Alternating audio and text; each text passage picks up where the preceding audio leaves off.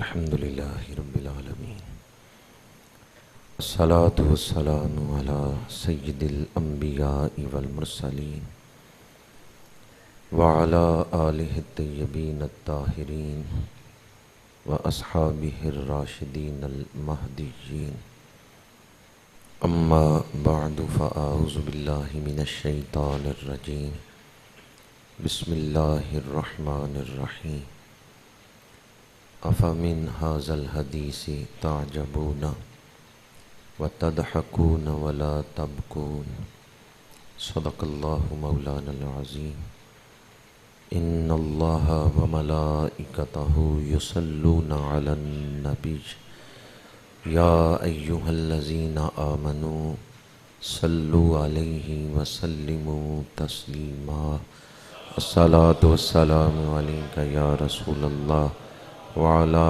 آلك وأصحابك يا حبيب الله الصلاة والسلام عليك يا رسول الله وعلى آلك وأصحابك يا حبيب الله الصلاة والسلام عليك يا خطيب الأنبياء والمرسلين وعلى آلك وأصحابك يا رحمة للعالمين نوری محفل پہ چادر تنی نور کی، نور پھیلا ہوا آج کی رات ہے، چاندنی میں ہیں ڈوبے ہوئے دو جہاں، کون جلوہ نما آج کی رات ہے، عرش پہ دھوم ہے فرش پر دھوم ہے وہ بدبخت جو آج محروم ہے، پھر یہ آئے گی شب کس کو معلوم ہے، ہم پہ لطف خدا آج کی رات ہے۔ اللہ تعالیٰ آج کی رات نازل ہونے والی رحمتیں ہم سب کو عطا فرمائے۔ آج کی رات شب بیداری کرنا اللہ تعالیٰ قبول فرمائے۔ اللہ تعالیٰ نے ہمیں جو نعمتیں عطا فرمائی ہیں، اگر گننا شروع کریں تو گنتی ختم ہو جائے گی، اللہ کی نعمتیں ختم نہیں ہوں گی۔ ان نعمتوں میں سب سے بڑی نعمت وجود مصطفیٰ ہے۔ سید العالمین خاتم النبیین صلی اللہ علیہ وآلہ وسلم کے وجود پاک کی برکت سے جو نعمتیں ہمیں ملی ہیں، ان میں ایک بہت بڑی نعمت آج کی رات ہے۔ یہ رات جو ہم گزار رہے ہیں، یہ اللہ کی نعمتوں میں سے ایک نعمت ہے۔ اللہ تعالیٰ نے ہمیں بہت ساری نعمتیں عطا کی ہیں، کچھ نعمتیں ایسی ہیں جن سے ہمارے جسم کی ضرورتیں پوری ہوتی ہیں، پر یہ وہ نعمت ہے جس سے ہماری ظاہری اور باطنی، جسمانی اور روحانی دونوں ضرورتیں پوری ہو رہی ہیں۔ آج کی رات جو اللہ کی بارگاہ میں قیام کرتا ہے، ذکر کرتا ہے، دعائیں کرتا ہے، اللہ تعالیٰ اسے دنیا اور آخرت دونوں کی سعادتیں عطا فرماتا ہے۔ سال کی جو چند خاص راتیں ہیں، ان میں یہ ایک خاص رات ہے۔ یہ عام راتوں کی طرح نہیں ہے۔ اللہ کی رحمت تو پورا سال ہر لمحہ برس رہی ہے، لیکن آج کی رات تو مسلح دھار رحمت برس رہی ہے۔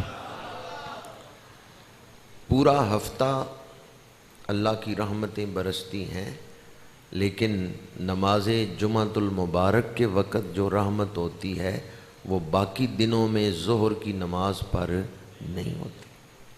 تو اللہ نے اس وقت کو خاص شان عطا فرما دی۔ بعض وقت ایسے ہیں جن میں اللہ نے خاص رحمتیں رکھ دی ہیں۔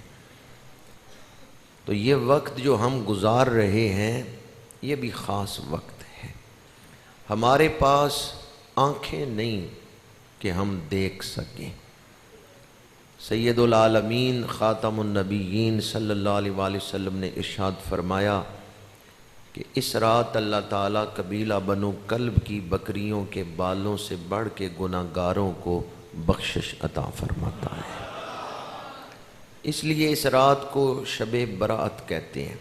شب فارسی کا لفظ ہے اور برات عربی کا لفظ ہے۔ برات کا معنی ہے آزاد ہونا، جیسے ہم کہتے ہیں فلاں بری ہو گیا، آزاد ہو گیا۔ تو آج کی رات کئی ایسے خوش نصیب ہوں گے جنہیں اللہ تعالیٰ دوزخ سے آزادی عطا فرما دے گا، ان کا نام جنتیوں کی فہرست میں لکھ دیا جائے گا۔ آج کی رات کتنے خوش نصیب ایسے ہوں گے جو اپنے سروں پہ گناہوں کی گٹھڑیاں اٹھا کے آئیں گے، لیکن جب مسجدوں سے واپس لوٹیں گے تو اپنی جھولیاں رحمت کے پھولوں سے بھر کے جائیں گے۔ آج کی رات کتنے خوش نصیب ایسے ہیں جن کے مردہ دلوں کو رب زندہ فرما دے گا۔ آج کی رات کتنے خوش نصیب ایسے ہوں گے جن کے تاریک دلوں کو، سیاہ دلوں کو رب روشن اور منور فرما دے گا۔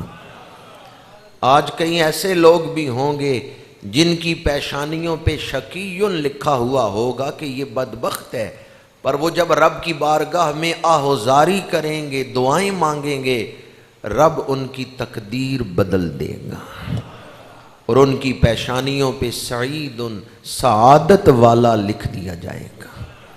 اللہ تعالی ہمیں بھی ان خوش نصیبوں میں شامل فرمائے۔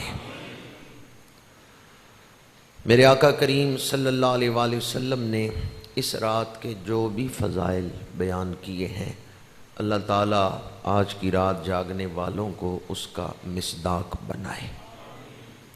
ہمیں جاگنے کے آداب نہیں آتے، ہم جاگنا نہیں جانتے۔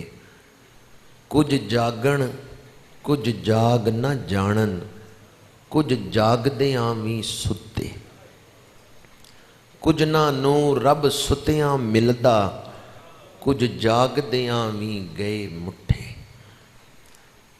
تو جاگنے کے لیے صرف آنکھوں کا کھلا ہونا ہی ضروری نہیں ہے، بلکہ دل کا بیدار ہونا بھی ضروری ہے۔ جاگنے کے جو آداب ہیں، شب بیداری ہم کر رہے ہیں، تو جاگنے کے جو آداب ہیں کہ مقصد کیا ہے اس جاگنے کا۔ ایک تو آج کی رات مساجد میں اکٹھا ہونا، اس محفل میں ہم سب کا جمع ہونا، یہ طلب مغفرت کے لیے ہے۔ سائل بن کے بیٹھیں، طالب بن کے بیٹھیں، صرف محفل سننے کے لیے ہم نہیں آ جائے، ہم تو اپنے دلوں کو کشکول بنا کے لائے ہیں۔ ہم نے احادیث کی روشنی میں سنا کہ آج رحمت عام لٹائی جائے گی، آج گناہگاروں کو بخشش عطا کی جائے گی، تو ہم بھی طالب بن کے آ گئے، ہم بھی سائل بن کے آ گئے۔ غفلت کو، سستی کو، کاہلی کو دل کے قریب نہ آنے دیں۔ انسان کا نفس ٹال مٹول سے کام لیتا ہے اور رب کی طرف پوری طرح متوجہ نہیں ہونے دیتا۔ انسان کا جو نفس ہے یہ اندر بیٹھا ہوا دشمن ہے، یہ انسان کو پورے دل سے رب کی طرف متوجہ نہیں ہونے دیتا، ٹال مٹول سے کام لیتا ہے کہ ٹھیک ہے اتنا ہی کافی ہے کہ ہم محفل میں آ گئے ہیں۔ ویسے رب کریم ہے اور جس پہ چاہے وہ رحمت فرمائے، لیکن قانون یہی ہے کہ پہلے عمل کرو پھر رحمت کی امید رکھو۔ وہ لوگ جو ایمان لائے، انہوں نے ہجرت کی اور اللہ کے راستے میں جہاد کیا، قرآن کہتا ہے یہ لوگ اللہ سے رحمت کی امید رکھتے ہیں۔ تو سورہ بقرہ میں پہلے اعمال بیان کیے، پھر رحمت کی امید بیان کی۔ تو قانون یہی ہے، جس شخص نے زمین بھی نہیں خریدی، ہل بھی نہیں چلایا، بیج بھی نہیں ڈالا، پانی بھی نہیں دیا، کسانوں والا کوئی کام نہیں اس نے کیا، جب کٹائی کا موسم آئے تو کیا وہ بھی امید رکھ سکتا ہے کہ میں بھی کہیں جا کے فصل کاٹ کے گھر لے آؤں؟ بنا تیری کوئی زمین، نہ تو نے بیج ڈالا، نہ تو نے پانی دیا، تو کٹائی تو وہ کریں گے جنہوں نے ہل چلایا، بیج ڈالا اور 6 مہینے پھر فصل کی حفاظت کی۔ یہ مثال بتا رہی ہے کہ رحمت بندہ کے بھی رب رحمان ہے، تو زمین میں بیج ڈالے بغیر ہی میں فصل کاٹ کے لے آؤں گا، تو کیا یہ قانون کے مطابق ہے؟ یہ قانون کے مطابق نہیں۔ قانون یہی ہے کہ پہلے بندہ عمل کرے پھر رحمت کی امید رکھے۔ ہم عام طور پہ رحمت کا جو معنی ہے وہ غلط سمجھ لیتے ہیں۔ جو نعمتیں عام ہیں، مثلا اولاد ہے، دولت ہے، یہ عام نعمتیں اللہ نے کافروں کو بھی دی ہوئی ہیں جو اس کو مانتے ہی نہیں، نعمتیں مانگتے ہی نہیں۔ یہ نعمتیں مانگے بغیر ہی رب عطا کر دیتا ہے، لیکن ہدایت، علم اور بخشش، وہ نعمتیں جنہوں نے قیامت کے دن کام آنا ہے، یہ نعمتیں رب مانگنے پر عطا کرتا ہے۔ جو مانگے گا رب اسے آخرت کی نعمتیں عطا فرمائے گا۔ دنیا کی خوشیاں مانگے بغیر ہی رب عطا کر دیتا ہے، آخرت کی خوشیاں مانگنے والوں کو عطا کرتا ہے۔ تو طالب بن کے بیٹھے، طالب مغفرت، سائل بن کے بیٹھے، بیکاری بن کے بیٹھے، تو یقیناً اللہ تعالیٰ کا وعدہ ہے کہ جو میری طرف 1 قدم آئے گا، میری رحمت 10 قدم اس کی طرف بڑھتی ہے۔ شب بیداری کے جو آداب ہیں آج کی رات کے حوالے سے، اللہ تعالیٰ ہمیں نصیب فرمائے۔ بالعموم اس رات کے تعارف میں ہم شب توبہ کا لفظ بولتے ہیں کہ آج کی رات توبہ کرنے کی رات ہے۔ تو توبہ کے جو ارکان ہیں ان میں پہلا رکن ہے ندامت۔ گزشتہ زندگی میں جو گناہ ہوئے ان پر ندامت۔ قرآن پاک میں اللہ کریم نے ارشاد فرمایا ثم قست قلوبکم من بعد ذلک فہی کالحجارۃ او اشد قسوہ، پھر تمہارے دل سخت ہو گئے، پتھروں کی طرح یا پتھروں سے بھی زیادہ سخت۔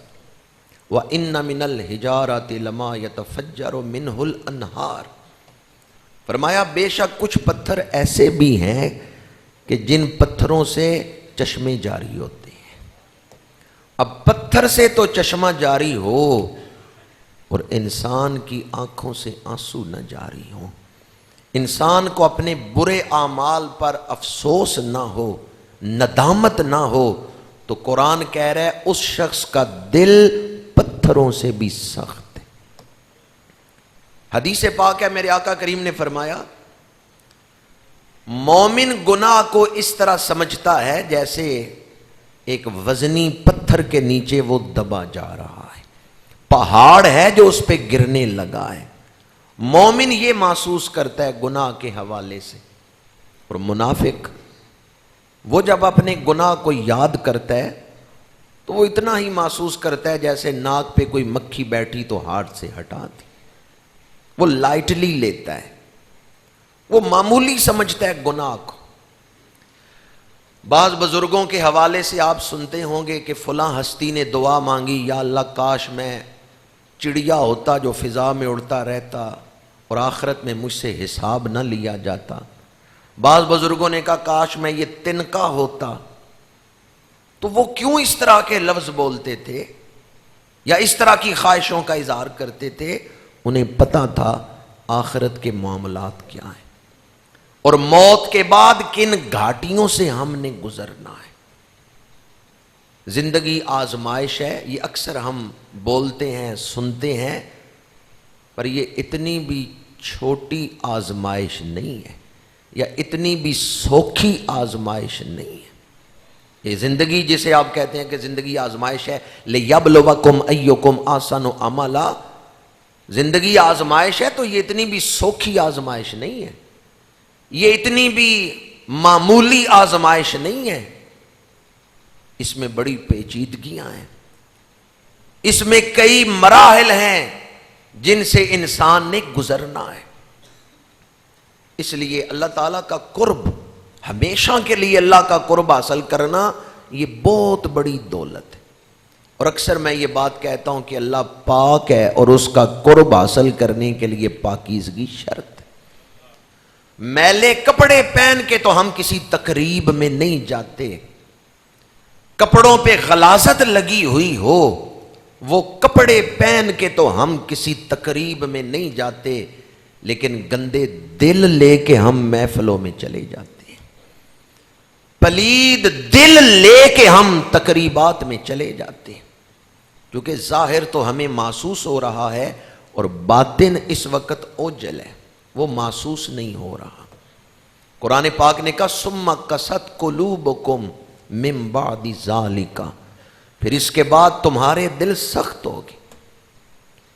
حضرت خواجہ فضیل بن ایاز رحمت اللہ تعالی علیہ فرماتے ہیں کہ اگر کوئی شخص یہ دیکھنا چاہے کہ میں جنت کی طرف جا رہا ہوں یا دوزخ کی طرف، تو 5 نشانیاں آپ نے بیان کی، ان میں سے ایک نشانی یہ تھی کہ بندہ گناہوں پہ گناہ کر رہے اور افسوس بھی کوئی نہیں، زندگی گناہوں میں گزر رہی ہے اور توبہ کا خیال ہی نہیں، استغفار کا خیال ہی نہیں، تو وہ یقین کر لے اس کا دل دوزخ کی طرف جا رہا ہے۔ گناہ ہو جانا یہ کوئی عجیب بات نہیں، انسان سے گناہ ہو سکتا ہے، لیکن گناہ کے بعد دل کا حسرت نہ کرنا، افسوس نہ کرنا، پریشان نہ ہونا کہ یہ عمل مجھ سے نہیں ہونا چاہیے تھا، یہ خیال دل میں نہیں آیا اور گناہ کو معمولی لیا ہے، تو خواجہ فضیل ایاز فرماتے ہیں اس شخص کا دل دوزخ کی طرف سفر کر رہا ہے۔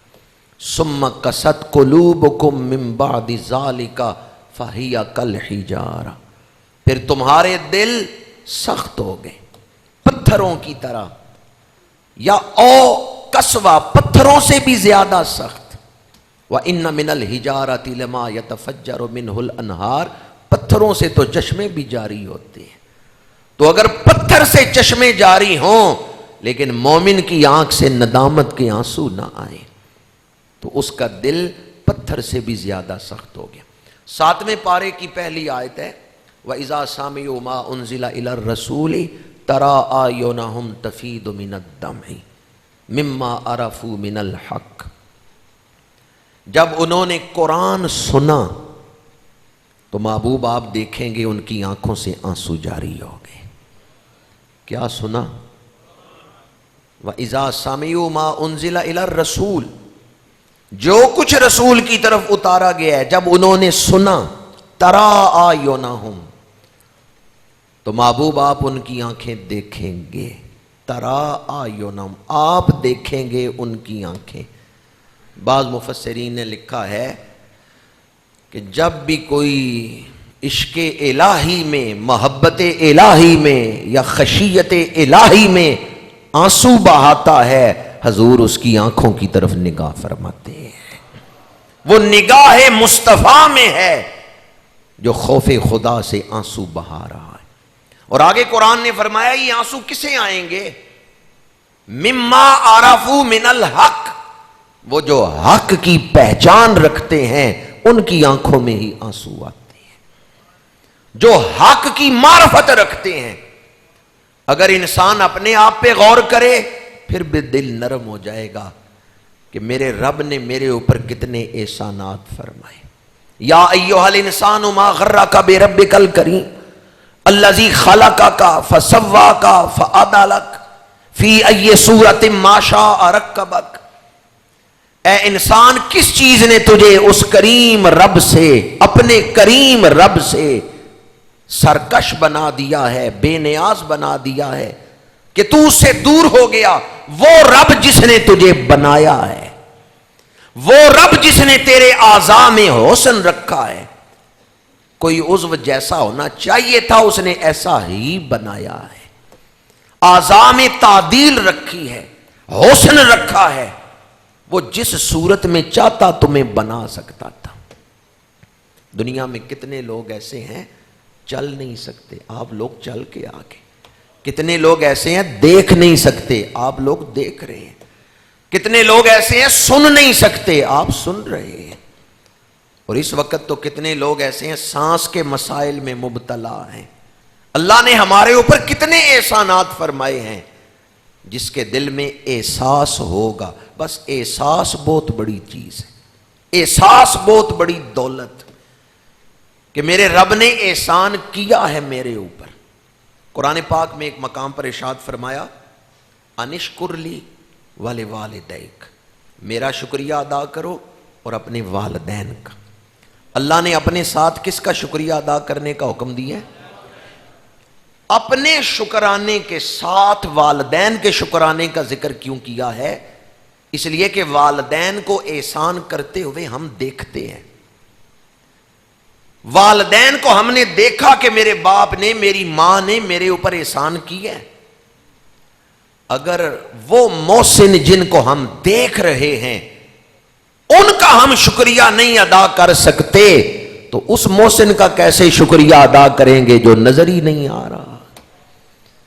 اگر دکھنے والے محسنین، وہ جو نظر آ رہے ہیں کہ انہوں نے احسان کیے ہمارے اوپر، ہم ان کا شکریہ نہیں ادا کر سکتے تو اس کا شکریہ کیسے ادا کریں گے جو ہے ہی آنکھوں سے اوجھل، جو نظر ہی نہیں آ رہا؟ احسان رب نے بھی کیا، احسان والدین بھی کر رہے ہیں، پر والدین نظر آ رہے ہیں، رب نظر نہیں آ رہا۔ تو اگر کوئی نظر آنے والے محسنین کا شکریہ نہیں ادا کر سکتا تو وہ اس محسن کا شکریہ کیسے ادا کرے گا جو نظر ہی نہیں آ رہا؟ یا ایھا الانسان ما غرک بربک الکریم، اے انسان اس کریم رب سے تجھے کس چیز نے سرکش بنا دیا؟ تو جو حق کو پہچان لے گا، جو حقیقت کو پہچان لے گا، یہ جو رونقیں ہیں، یہ جو دنیا کی چمک دمک ہے، یہ ہمیشہ رہنے والی نہیں۔ قرآن پاک میں ایک مقام پر اللہ کریم نے ارشاد فرمایا، جب موت کا فرشتہ آتا ہے نا اور وہ روح نکالتا ہے تو دل کی آنکھ اس وقت روشن ہو جاتی ہے، جو کچھ چھپا ہوا ہے وہ نظر آ جاتا ہے، پھر پتہ چلتا ہے حقیقت کیا ہے اور سراب کیا ہے، پھر پتہ چلتا ہے کہ میں تو دھوکے میں مبتلا تھا، حقیقت کی طرف تو میرا دھیان ہی نہیں تھا۔ شب برات کی دعوت یہ ہے، تمہارا مقام کیا ہے اور تمہارا کردار کیا ہے؟ اللہ نے تمہیں خلیفہ بنایا اور تم زندگی کیسے گزار رہے ہو رب کا دشمن بن کے؟ انی جاعل فی الارض خلیفہ، اپنا مقام دیکھو اور اپنے کام دیکھو۔ اس رات کا پیغام یہ ہے، اپنا کردار اپنے مقام کے مطابق بنا لو۔ مولانا روم نے مثنوی شریف میں لکھا ہے، ایک شہزادہ جمعدارن عورت پہ عاشق ہو گیا۔ مولانا روم نے یہ مثال دی ہے، ایک شہزادہ سیر کے دوران گلی صاف کرنے والی خاک روبن اس پہ عاشق ہو گیا، عام لباس میں تھا، اس کے باپ سے رشتہ مانگا، اس نے کہا بھی ایک ہی شرط ہے، ہمارے قبیلے میں شامل ہو جاؤ، ہماری طرح کام شروع کر دو، میں تمہیں بیٹی کا رشتہ دے دوں گا۔ اب شہزادے نے اسی طرح ٹوکرا بھی اٹھا لیا گندگی والا، جھاڑو بھی اٹھا لیا، صفائی کرنے لگ گیا۔ کوئی پرانا محرم راز آ گیا جس نے پہچان لیا کہ یہ شہزادہ ہے۔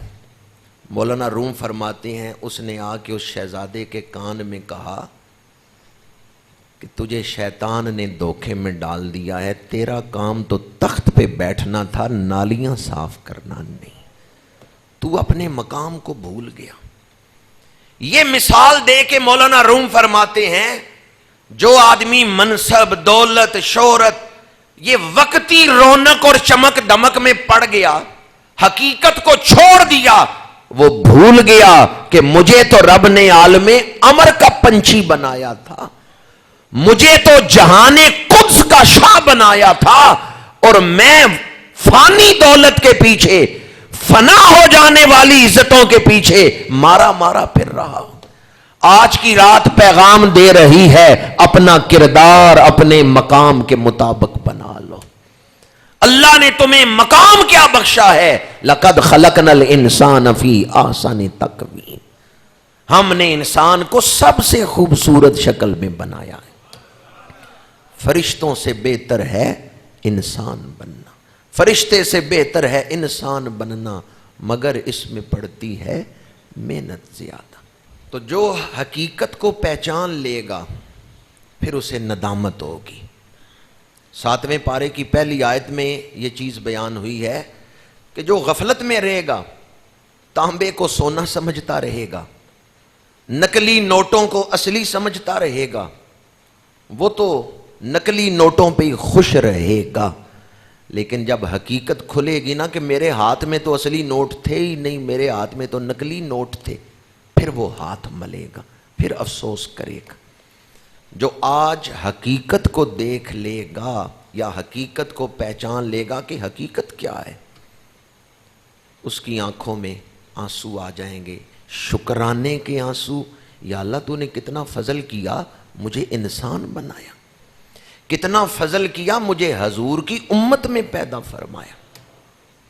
باوضو مسجد میں بیٹھا ہوں، قرآن پاک میرے سامنے ہے، کوئی بندہ صرف حضور کو اس طرح مان لے جس طرح ماننا چاہیے، صرف اس ماننے سے ہی اس کی روح روشن اور منور ہو جاتی ہے۔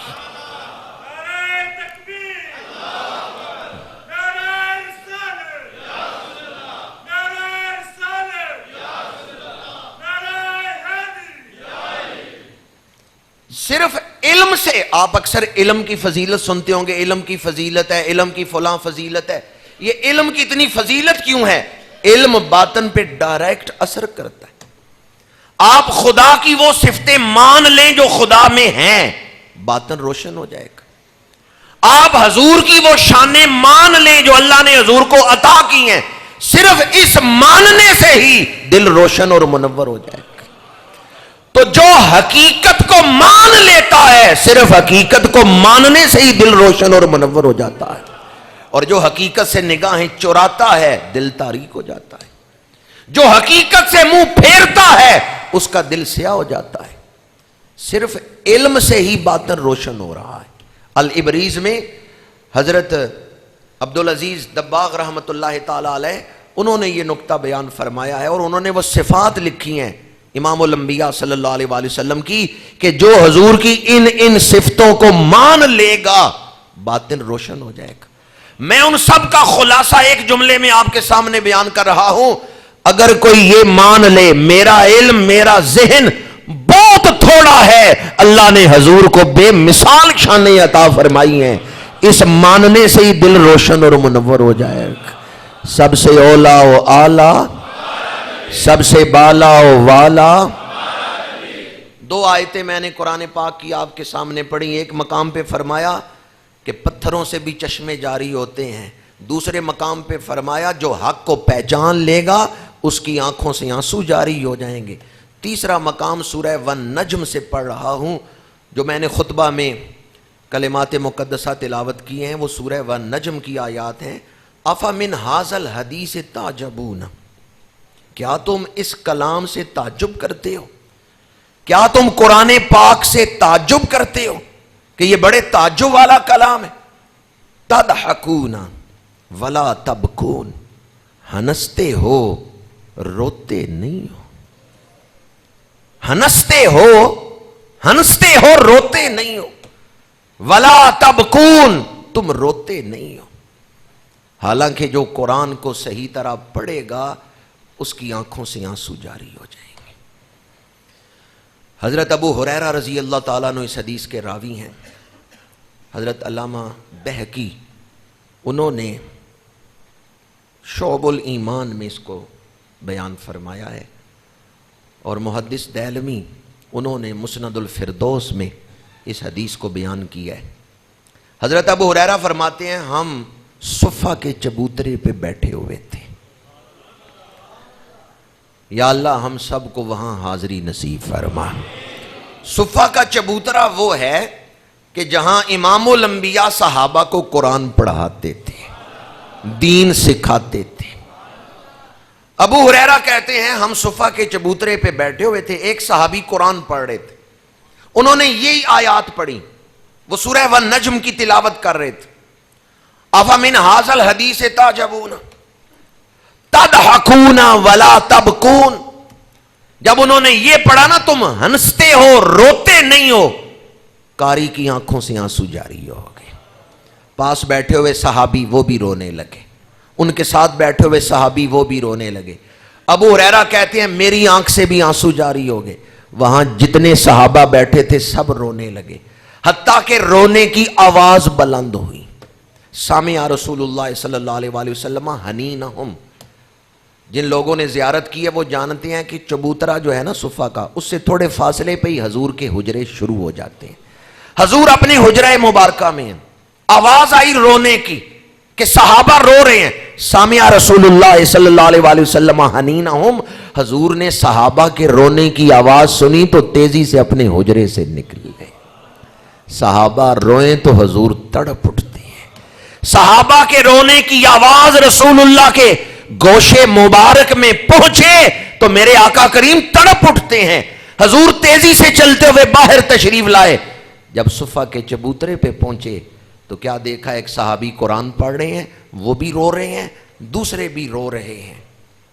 ابو ہریرہ کہتے ہیں جب حضور نے وہ آیت سنی، بکا معہم، حضور بھی صحابہ کے ساتھ رونے لگ گئے۔ حضور کی آنکھوں سے بھی اشکوں کی برسات لگ گئی۔ اب حدیث کے اگلے الفاظ بڑے قابل غور ہیں، فَبَكَيْنَا بِبُكَائِهِ۔ ابو ہریرہ کہتے ہیں رو تو ہم پہلے بھی رہے تھے، پر جب دیکھا نا رسول اللہ کی آنکھوں سے آنسو جاری ہیں، ہمارے رونے کی شدت پہلے سے بھی بڑھ گئی، ہم پہلے سے زیادہ رونے لگے۔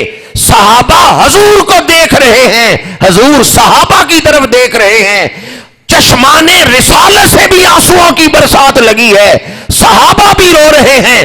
اس کیفیت میں میرے آقا کریم نے فرمایا لا یلج النار من بکا من خشیت اللہ، جس کی آنکھوں سے اللہ کے خوف کے آنسو نکلے، میں محمد یہ اعلان کرتا ہوں اللہ نے اس پہ آتش دوزخ کو حرام کر دیا۔ لا یلج النار من بکا من خشیت اللہ، جو اللہ کے خوف سے آنسو بہائے اس پہ آتش دوزخ حرام ہوگی۔ اور آگے فرمایا لا يدخل الجنت مصر علی معصیۃ، اور گناہوں پہ ڈٹ جانے والا، گناہوں کا احساس نہ کرنے والا جنت میں نہیں داخل ہوگا۔ لا يدخل الجنت مصر علی معصیۃ، ایک ہے گناہ ہو گیا، بندے نے توبہ کر لی، ایک ہے گناہ کو عادت بنا لیا اور چھوڑنے کا خیال ہی نہیں، گناہ چھوڑنے کا خیال ہی نہیں، وہ بندہ مصر۔ فرمایا جو گناہ پہ مصر ہے، مسلسل گناہ کر رہا ہے اور توبہ کا خیال ہی نہیں، وہ جنت میں نہیں داخل ہوگا۔ جس کی آنکھوں میں خوف خدا کے آنسو آ گئے اس پہ آتش دوزخ حرام، اور جسے اپنے گناہوں کا احساس ہی نہیں اس پہ راحت جنت حرام۔ اب ہم اپنے دل کا جائزہ لیں کہ ہمیں کوئی گناہوں کا احساس ہے، کوئی دل میں رقت یا نرمی ہے؟ اگر نہیں تو پھر اللہ کی بارگاہ سے مانگنا چاہیے، یا اللہ میں اتنا ہی کر سکتا تھا کہ جسم کو لے آیا مسجد میں، میرا دل میرے قابو میں نہیں، یا پچھلے گناہوں کی نحوست میرے دل پہ ہے، دل سخت ہو گیا ہے، تو کریم ہے، میرے دل کو نرم فرما دے، تو میرے دل کو ایسا بنا دے کہ جیسا تو چاہتا ہے کہ مومن کا دل ایسا ہو۔ یا اللہ اپنے کرم سے مجھے احساس ندامت عطا فرما دے، یا اللہ اپنے کرم سے مجھے فکر آخرت عطا فرما دے۔ یا اللہ آج کے دن ہمارے دلوں پہ توبہ کا دروازہ کھول دے، رب سے بیماریوں کی شفا مانگتے ہیں، رب سے دنیا کی دولت مانگتے ہیں، رب سے دنیا کی خوشیاں مانگتے ہیں، رب سے توبہ کی توفیق کیوں نہیں مانگتے؟ کیا آخرت کی نعمتوں کو آپ نعمتیں نہیں سمجھتے؟ جبکہ حقیقت یہ ہے اصل خزانہ تو آخرت کی نعمتیں، دائمی نعمتیں تو آخرت کی نعمتیں ہیں۔ جس طرح رب سے آپ بیماری میں شفا مانگتے ہیں، پریشانی میں آسانی مانگتے ہیں، جس طرح رب سے آپ رزق مانگتے ہیں، اسی طرح رب سے مانگیں یا اللہ میرے دل پہ توبہ کا دروازہ کھول دے، یا اللہ میرے دل کو نرمی عطا فرما دے، اے پتھروں کی چھاتیوں سے چشمے جاری کرنے والے، میرا دل سخت ہو گیا، تو میرے دل سے اپنی خشیت کے جذبات کو جاری فرما دے، میری آنکھوں سے اپنے۔ اور یاد رکھیں یہ حدیث ہے، میرے آقا کریم نے دعا سکھائی کہ رب سے یہ مانگو، اللہم ارزقنی عینین حتالتین تبکیان، یا اللہ مجھے وہ آنکھیں عطا کر جو تیرے شوق میں مسلح دھار برسنے والی ہوں۔ ایک ہوتا ہے تھوڑے تھوڑے آنسو آ رہے ہیں، آنکھیں صرف نم ہوئی ہیں پلکیں، ایک ایک کر کے قطرہ گر رہا ہے، ایک ہے تیزی سے آنسو گر رہے ہیں۔ یہ جو دعا ہے نا اللہم ارزقنی عینین حتالتین، اس میں حضور نے دعا یہ سکھائی ہے رب سے مانگو یا اللہ وہ آنکھیں عطا کر جو تیرے شوق میں، تیری محبت میں مسلح دھار برسنے والی ہوں، زور سے برسنے والی ہوں، آنسو نکلیں تو تیزی کے ساتھ تیرے شوق میں نکل رہے ہیں۔ رونے والی آنکھ بہت بڑی نعمت ہے۔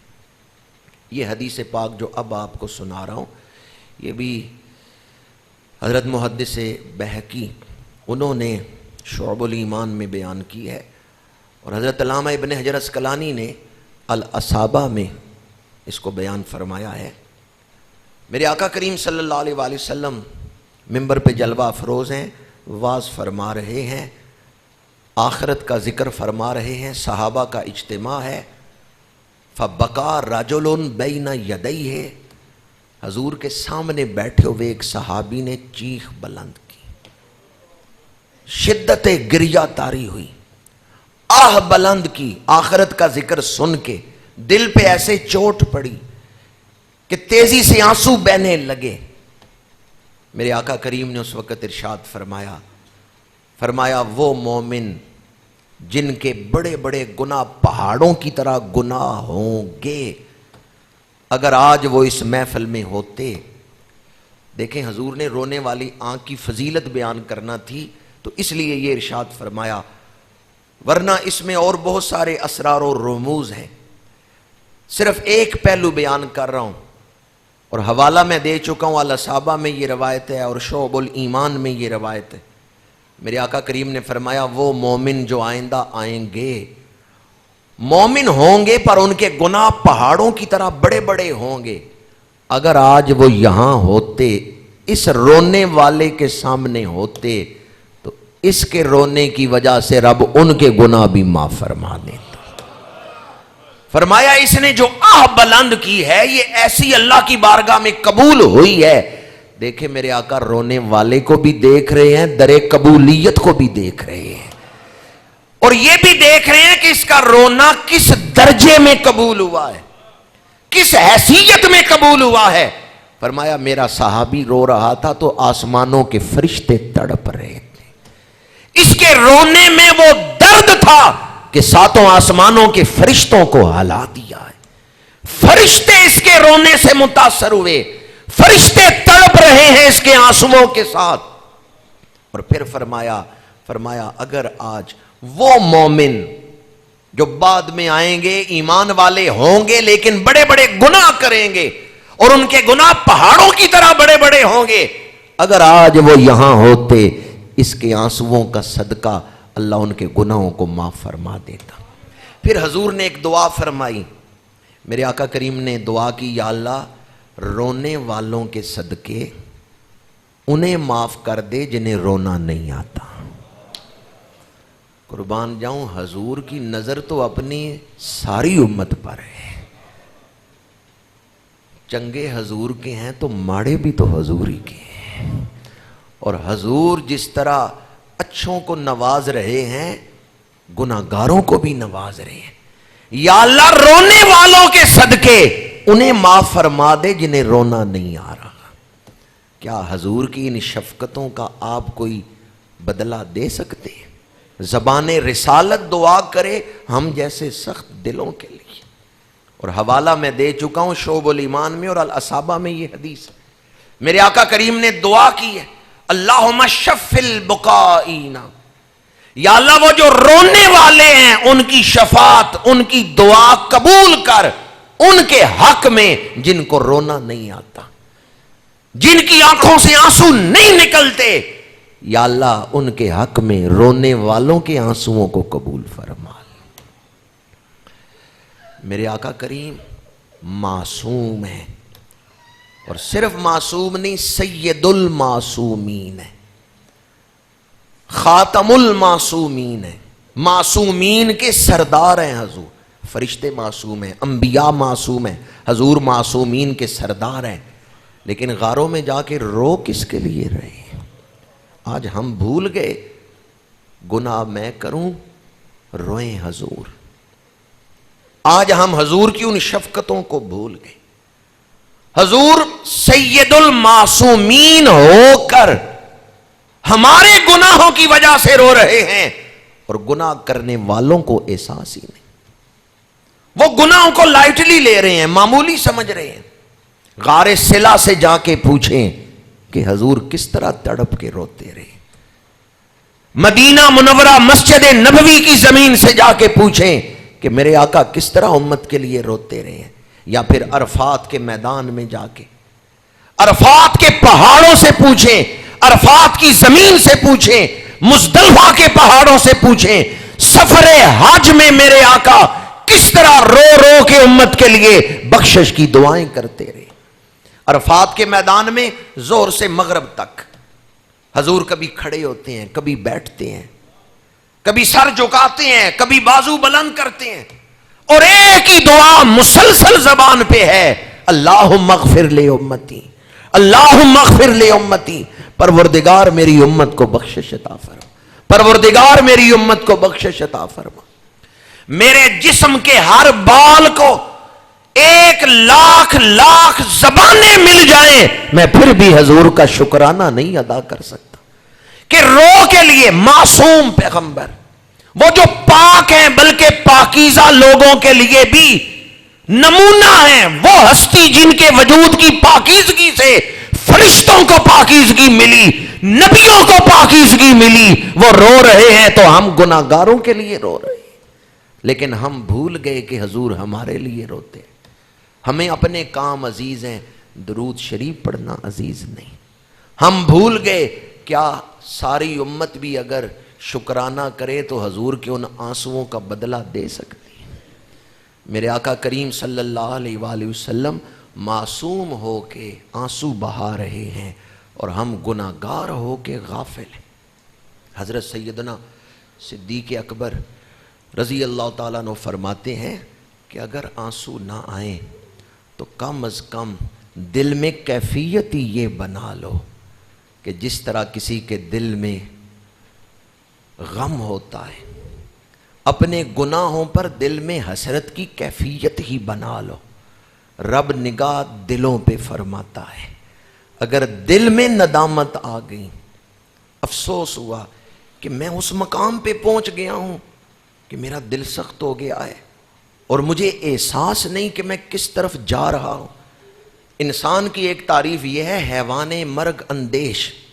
منطقیوں نے اور تعریف کی ہے انسان کی کہ انسان حیوان ناطق ہے. یہ ایران کے بعض دانشوروں نے، شعراء نے انسان کی یہ تعریف کی کہ انسان کیا ہے، حیوان مرگ اندیش. انسان کی تعریف یہ ہے کہ وہ دیکھتا ہے کون سا وقت میرے اوپر آئندہ آ رہا ہے. آئندہ کی فکر یہ انسان کی خاص نشانیوں میں سے ایک نشانی ہے. انسان فکر کرتا ہے کہ آئندہ میرے اوپر کون سا وقت آ رہا ہے. لیکن وہ بھی کوئی انسان ہے جو حال میں ہی مدہوش ہو اور آئندہ کے لیے اس کو کوئی فکر نہ ہو. میرے آقا کریم صلی اللہ علیہ وآلہ وسلم نے، صحابی حاضر ہوئے، یا رسول اللہ صلی اللہ علیہ وسلم قیامت کب آئے گی؟ فرمایا تو نے اس کے لیے تیاری کیا کی؟ تو نے اس کے لیے تیاری کیا کی؟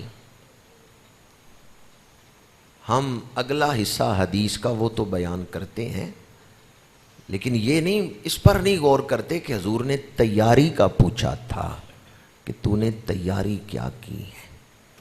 وہ عرض کرتے ہیں یا رسول اللہ فرائض ادا کرتا ہوں، ہاں میں اللہ اور اس کے رسول سے محبت کرتا ہوں۔ تو میرے آقا کریم نے فرمایا انت مع من احببت۔ آج ہم اپنے دلوں پہ غور کریں کہ کیا ہم صرف زبانی جمع خرچ سے ہی محبت کے دعوے کر رہے ہیں یا حقیقت میں دل کے اندر محبت ہے؟ اگر دل میں حضور کی سچی محبت ہو تو پھر اتباع رسول کا جذبہ ہو، ورنہ گلہ نال تے ہر کوئی لائی پھر دے، لا کے توڑ نبھانیاں اوکھیاں۔ 1.25 سال ہو گیا کن حالات سے ہم گزر رہے ہیں، لیکن آج بھی اگر ہمارے شہر میں آتش بازی ہو، ابھی میں چند جگہوں سے گزر کے آیا ہوں تو آتش بازی ہو رہی ہے، پٹاخے چھوڑے جا رہے ہیں۔ 1.25 سال ہو گیا کن حالات سے ہم گزر رہے ہیں۔ اس وقت دنیا جو ہے نا، جسمانی اور روحانی دونوں اعتبار سے بیماریوں میں گزر رہی ہے۔ جسمانی بیماریاں بھی عروج پہ ہیں، روحانی بیماریاں بھی عروج پہ۔ جسمانی بیماریوں میں سے تو ایک یہ کرونا کا خوف، پوری دنیا میں معیشت تباہ ہو رہی ہے اور پلٹ پلٹ کے یہ وبا حملہ کر رہی ہے۔ جس طرح یہ جسمانی بیماری پورے عروج پہ ہے، اسی طرح روحانی بیماریاں بھی عروج پہ ہیں۔ میں ان کا تذکرہ نہیں کرنا چاہتا، صرف اشارہ ہی کر رہا ہوں کہ جسمانی اور روحانی دونوں اعتبار سے اس وقت ہم وباؤں کی زد میں ہیں، بیماریوں کی زد میں ہیں۔ جسم بھی بیماریوں میں مبتلا، روح بھی بیماریوں میں مبتلا۔ آج کی رات تو ہمیں من حیث القوم اجتماعی توبہ کرنی چاہیے تھی، رب سے معافی مانگنی چاہیے تھی، اور اللہ تعالیٰ کی بارگاہ میں معافی جو ہے یہ صرف زبان سے، جعلی استغفار سے ہم رب کو راضی نہیں کر سکتے۔ جعلی استغفار، بناوٹی استغفار، حقیقی دل میں استغفار ہے ہی نہیں۔ دیکھنا آنکھوں کا کام ہے، پکڑنا ہاتھ کا کام ہے، سننا کانوں کا کام ہے، اسی طرح توبہ کرنا دل کا کام ہے۔ اگر بندہ زبان سے کہ یا اللہ توبہ یا اللہ توبہ، دل نے توبہ کی نہیں تو یہ جعلی استغفار۔ ہاں میں اتنا ضرور کہتا ہوں اور بار بار میں یہ بات کہتا ہوں کہ اگر دل کو وہ کیفیت حاصل نہیں تو زبانی استغفار چھوڑنا نہیں چاہیے، کرتے رہنا چاہیے۔ اللہ کے ذکر میں یہ برکت ہے کہ اگر آپ مسلسل زبانی استغفار کرتے رہیں گے، ایک وقت آئے گا کہ دل پر اس کا اثر ہوگا۔ یہ مطلب نہیں بیان کا، بعض لوگ الٹ مطلب سمجھ لیتے ہیں۔ اگر دل کو کیفیت نہیں تو بہرحال زبان سے استغفار کرتے رہیں۔ یہ جو میں کہہ رہا ہوں کہ دل میں استغفار کی ضرورت ہے، اگر آج آپ ارادہ کر لیں میں تجزیہ کروں گا، میں کن کن گناہوں میں ہوں، میں ان گناہوں کو چھوڑ دوں گا، یہ استغفار ہے۔ استغفار کا مطلب صرف زبان سے نہیں کہ یا اللہ توبہ، بلکہ اپنے عمل سے گندگی کو نکالنا، اپنے عمل سے پلیدی کو، اپنے باطن سے، اپنے دل سے پلیدی کو نکالنا۔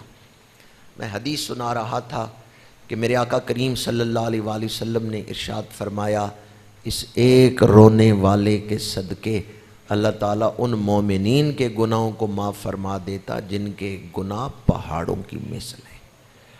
تو اس کا مطلب یہ ہے کہ اللہ تعالیٰ ان آنسوؤں کو، جس طرح کہ اقبال نے ترجمانی کرتے ہوئے لکھا ہے، موتی سمجھ کے شان کریمی نے چن لیے، قطرے جو تھے میرے ار کے انفعال کے۔ موتی سمجھ کے شان کریمی نے چن لیے۔ ان آنسوؤں کی بڑی طاقت ہے اللہ کی بارگاہ، ان آنسوؤں کو بڑی قدر و منزلت حاصل ہے رب کی بارگاہ میں۔ اللہ تعالیٰ ان آنسوؤں کو پسند فرماتا ہے اور اس کا وعدہ ہے کہ اگر کوئی بندہ اس کے دروازے پہ ٹوٹا ہوا دل لے کے آتا ہے، رب اسے مایوس نہیں کرتا۔ رب کی رحمتوں سے مومن کبھی مایوس نہیں ہوتا۔ میں نے آج آپ کے سامنے احساس ندامت کے حوالے سے گفتگو کی ہے، ورنہ ہماری محفلیں رسم بن جائیں گی اگر ان کے اندر روح نہ ہو۔ آج ہم کوئی رسم پوری کرنے کے لیے اکٹھے نہیں ہوئے۔ کتنے دوست تھے جو ان محفلوں میں ہمارے ساتھ تھے، آج نہیں ہیں، اور ہمیں نہیں پتا کہ آئندہ سال ہم میں سے کون ہوگا کون نہیں ہوگا۔ اس لیے آئیں آج مل کے رب کی بارگاہ میں ہاتھ پھیلا کے عرض کریں کہ پروردگار ہمارے آنے والے وقت کو ہمارے لیے خیر والا وقت بنا دے، ہمارے آنے والے وقت کو ہمارے لیے برکتوں والا وقت بنا دے۔ اور آج کی رات وہ لوگ چاہے کسی گوشہ تنہائی میں بیٹھے ہیں، چاہے کسی مسجد میں بیٹھے ہیں، یا اللہ وہ سچے لوگ جو تیری بارگاہ میں قبول ہیں، ان کا صدقہ ہمارے حال پر بھی نظر رحمت فرما دے۔ اور ہم وہ جو اعلیٰ حضرت نے لکھا ہے کہ چور حاکم سے چھپا کرتے ہیں، یہاں اس کے خلاف تیرے دامن میں چھپے چور انوکھا تیرا۔ ہم تو حضور کے آنسوؤں کا واسطہ پیش کر کے رب کی بارگاہ سے اپنے لیے معافی کا سوال کرتے ہیں۔ عزیز علیہ ما عنتم حریص علیکم بالمؤمنین رؤوف الرحیم۔ یا اللہ قلب رسول میں جو امت کے لیے محبت ہے، اس کا واسطہ آج ہمارا یہ جاگنا اپنی بارگاہ میں قبول فرما لے، اور ہمیں احساس ندامت عطا فرما دے، ہمیں آخرت کی فکر کرنے والا دل عطا فرما دے۔ اور جو دعائیں آج ہم مانگیں، یا اللہ حضور کے مقدس ہاتھوں کا واسطہ ہم گناہگاروں کے پھیلے ہوئے ہاتھ اپنی بارگاہ میں قبول فرما لے۔ ابھی ہم ذکر کریں گے، پھر اجتماعی توبہ کریں گے، اور اس کے بعد ہم اجتماعی دعا کریں گے اور ساری امت مسلمہ کو ایصال ثواب کریں گے۔ یہ بات میں متعدد دفعہ بیان کر چکا ہوں اور کرتا ہوں کہ کوئی بھی شخص اپنے آپ کو معمولی نہ سمجھے۔ کوئی پتہ نہیں، کسی ایک کے صدقے اللہ پوری قوم پہ کرم فرما لے۔ ایسا بھی ہوتا ہے کہ پوری قوم پہ اللہ تعالیٰ کسی ایک شخص کے صدقے کرم فرما دیتا ہے۔ دوسری بات یہ کہ جب اللہ تعالیٰ کو پکاریں، اللہ تعالیٰ کا ذکر کریں، رحمت کا سوال کریں، تو اپنے آپ کو نہ دیکھیں کہ میں کتنا گندا ہوں، اس کی رحمت پر نظر کریں۔ وہ بڑا مہربان ہے، نہایت رحم کرنے والا ہے، وہ ایک نظر رحمت فرمائے، ہمارے سارے گناہ نیکیاں جمع تفریق وہ ہمیں پاک باز بندوں میں شامل فرما سکتا ہے۔ اس پر اللہ قادر ہے۔ دوبارہ عرض کر رہا ہوں، مانتے ہیں نا اللہ اس پر قادر ہے۔ وہ نظر رحمت فرمائے تو دل سے ساری میل نکل جائے اور دل ستھرا ہو جائے۔ اس لیے یقین کریں۔ بعض لوگ کہتے ہیں ٹھیک ہے اللہ کرم کرتا ہے، لیکن میرے اوپر نہیں ہوگا کرم، وہ پہلے ہی پھاٹک بند کر لیتے ہیں۔ شاہ ولی اللہ محدث دہلوی نے یہ بات لکھی ہے فیوز الحرمین میں، فرماتے ہیں مدینہ منورہ جاؤ، آپ نے سرکار مدینہ صلی اللہ علیہ وآلہ وسلم کے حوالے سے لکھی ہے، تو فرماتے ہیں دل میں کوئی کمزور خیال نہ آنے دینا۔ حضور کی بارگاہ میں حاضری دو تو دل میں کوئی کمزور خیال نہ آنے دینا کہ میں گناہگار ہوں، میں اس طرح ہوں، میں اس طرح ہوں۔ بس حضور کی رحمت پہ نظر کرنا، اس طرف ہی نظر رکھنا اور امید رکھنا، چونکہ میرے آقا جب نگاہ فرماتے ہیں پتھروں سے کلمے پڑھا لیتے ہیں۔ تو آپ یقین کے ساتھ بیٹھیں کہ میرا رب کرم فرمائے گا اور میرا دل ستھرا ہو جائے گا۔ ایک ہے بندہ خود آ جائے، ایک ہے کوئی بلائے کہ آؤ میں دوں گا۔ سمجھ رہے ہیں میں کیا کہہ رہا ہوں؟ آج تو اس نے بلایا نا، آؤ میں دوں گا، تو بلا کے پھر وہ خالی تو نہیں لوٹائے گا۔ آج تو اس نے بلایا ہے کہ ہے کوئی مانگنے والا جس کو میں عطا کروں۔ جب اس نے بلایا ہے تو جو اس کے بلانے پہ آ گئے ہیں انہیں پھر وہ خالی نہیں لوٹائے گا۔ دو باتیں میں نے عرض کی، تیسری بات عرض کر رہا ہوں، جب اللہ تعالیٰ کا ذکر کریں تو دل میں ایک یہ کیفیت بھی رکھیں کہ جس طرح کسی کے دروازے پہ جاتے ہیں